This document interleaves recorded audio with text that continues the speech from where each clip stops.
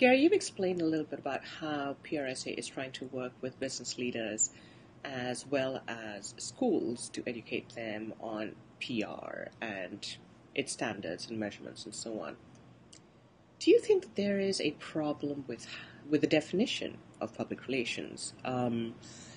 Because again, when your average person thinks of PR, they're thinking of media, they're thinking of buzz, they're thinking of clips. Is there a perception that the industry has somehow generated, knowingly or unknowingly, that's what public relations is, a very tactical element of outreach rather than a strategic communication function? And if not, then that's fine. I'm just curious as to your opinion. And if so, what do you think we can do to change that? Well, it's an interesting dilemma because there's a lot of equity in the name, good and bad. It's used as an umbrella term for so many things, and I've used the analogy so many times with our members that, PR and PRSA is like the analogy of the blind man in the room touching the elephant. Everybody comes to this profession and either does or has a passion about different things, and to them, that's what public relations is.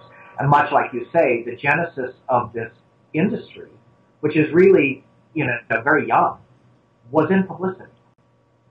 And we've grown the science around it as we've understood more about the communication models and how people develop attitudes and adopt things. So the science, is catching up to what was already a profession. And it's very interesting because, we have really theories that we use that Aristotle and Plato talked about, but yet it wasn't a defined profession at that point. So there are some that say we should change the name because it isn't demonstrative of what we are. Well, that's because that's the way they define public relations. But if you look at it from the standpoint of the relationships you use to change behavior or attitudes and to engage the stakeholders of the audiences, which is really more the collective definition that most of us work from now, it includes all of those tools. You can do strategic communications. You can do social media. You can do publicity. You can do events. I mean, all of those become subsets of something. So we could fight about the name.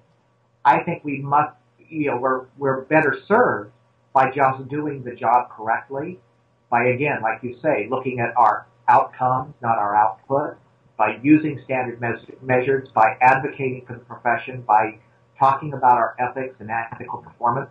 By doing the right things, we're going to do more to change it than if we try to rebrand it with a different name.